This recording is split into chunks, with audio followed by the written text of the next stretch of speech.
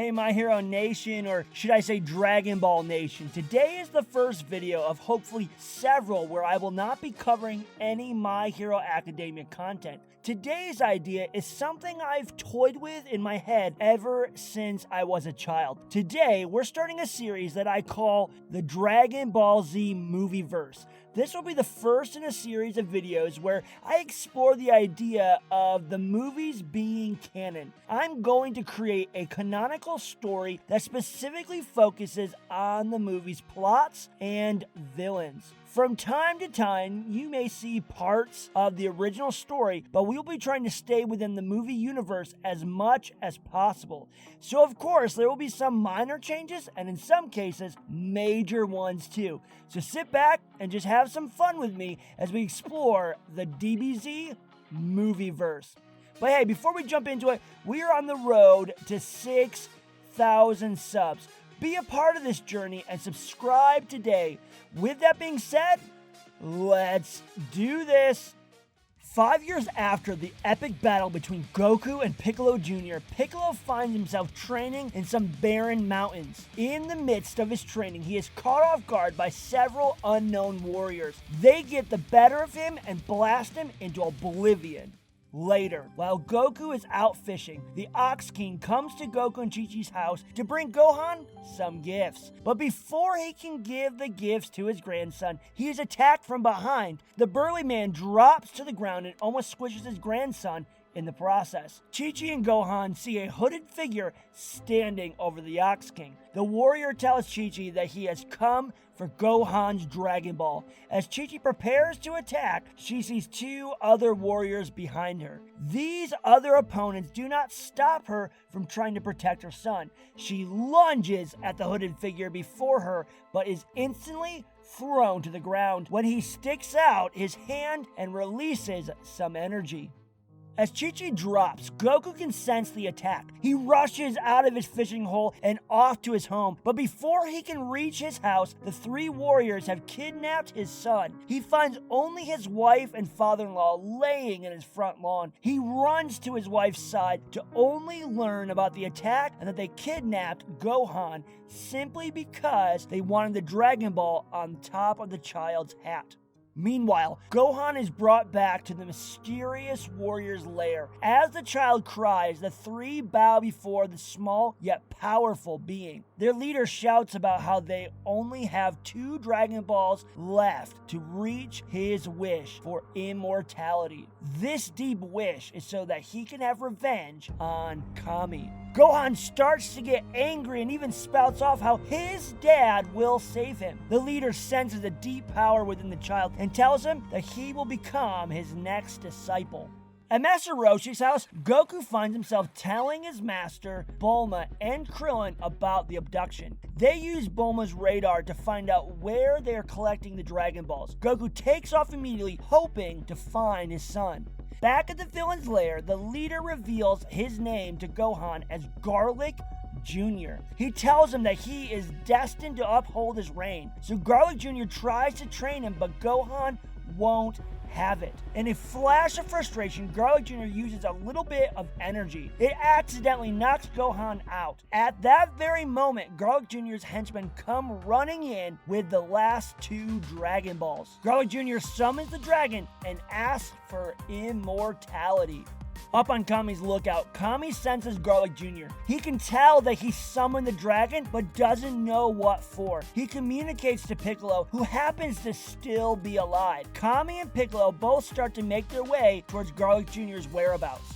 As he starts to become immortal, he summons the most evil of creatures to rise up and take over the earth. Immediately, all throughout the planet, creatures start rising from the ground. Characters like Krillin, Yamcha, Tien, and even Chaozu find themselves facing some of the most evil of beings. Goku makes his way to Garlic Jr. and a fight breaks out between him and the 3 goons. Goku battles them as he searches for Gohan. The 3 say some goofy words and then bulk up to some even stronger forms. Even with the power-up, Goku is able to take on all 3.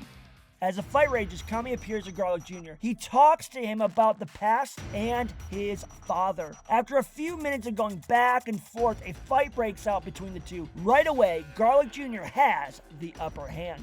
Krillin finds himself at Goku's home, protecting Goku's recovering wife and father-in-law from the hordes of evil. Yamcha is facing some in a city, while Tien and Chiaotzu face some in a mountainous region. Some come to Master Roshi's island. He is able to easily defeat them. He realizes that these creatures are much weaker than Piccolo. He remembers an ancient artifact that he could use the evil containment wave to wipe out all of these creatures. Master Roshi boards an airplane with Bulma to go track down this artifact.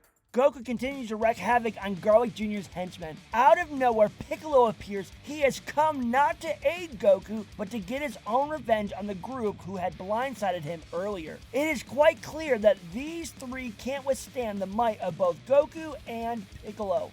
As Master Roshi and Bulma travel, she asks, hey, if this artifact is so powerful, why didn't they use it on King Piccolo? He responds by explaining that this artifact can only contain beings with a low level. These beings aren't even close to the power that King Piccolo had. Kami continues to get beat up by Garlic Jr., but as he's about to kill Kami, Piccolo shows up. Goku makes his way over only minutes later. He is still intent on finding his son, but before he can get any answers out of the little guy, Garlic Jr. powers up and becomes a muscular monstrosity. Garlic Jr. attacks both of them and begins to beat them with ease. Within a matter of moments, the building that the group is fighting in begins to fall apart from their battle.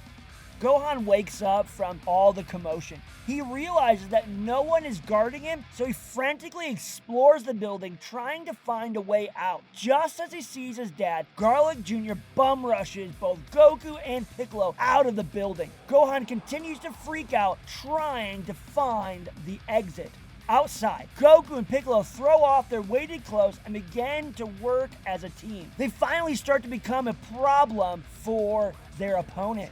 They blast Garlic Jr. with massive ki attacks, and it seems like maybe Garlic Jr. has been killed. Piccolo turns on Goku and begins to fight him. As this battle rages, Master Roshi is able to locate the ancient artifact, and Bulma lands their aircraft. But the mission is far from over. A group of creatures attack Bulma. Master Roshi bulks up into his muscular form and has to fight each one to save her. They're able to get the artifact, and Master Roshi uses a variation of the evil containment wave. All of these creatures from around the world get sucked up and taken into the artifact. Krillin and the other Z Warriors are left confused as they see this happen right before their eyes. This attack had absolutely no effect on more powerful beings like Garlic Jr. or even his three henchmen. Back at the hideaway, without Goku and Piccolo knowing, Garlic Jr. pops out of the rubble and brings forth the Dead Zone, a black hole in the sky that sucks everything into it. Piccolo and Goku have to drop their quarrel simply to keep themselves from flying into the black abyss. Gohan finds an exit and sees his father in danger. He is enraged and lets off a blast that knocks Garlic Jr. back. He almost loses his grip but stands firm. Goku realizes that he needs to do something quick before Garlic Jr. retaliates against his son. He jumps behind Garlic Jr. and tries to have him lose his footing. Piccolo charges up a special beam cannon and he shoots it directly at the two. He hopes to be able to kill the both of them in one sitting. The blast goes through both of them. The weight of Garlic Jr.'s body knocks Goku to the ground, but to only be sucked in the dead zone himself. Goku's lifeless body begins to fly towards the hole in the sky, but it closes before it can make it through, and Goku drops to the ground. During Goku's last attempt to save his son, Gohan loses consciousness. Piccolo saw Gohan's great potential and takes the boy. Kami tries to stop him, but there isn't much that he can do. Kami decides to go to the other world to help Goku find the great master, King Kai.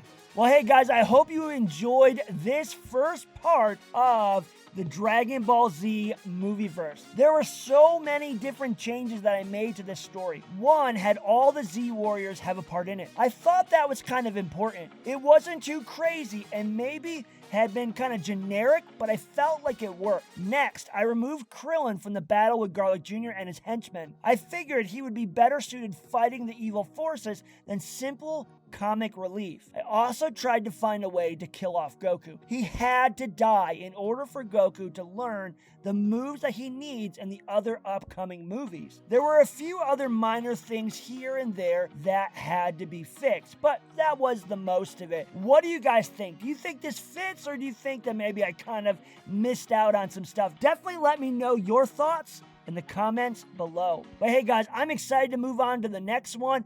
What if Dr. Wheelo was canon? We will explore major concepts of that movie mixed with things that have to happen, like Goku learning moves from King Kai. Guys, thank you so much for watching. Remember, we are on a road to 6,000, so hey, be a part of it. Subscribe today, and we'll see you guys next time.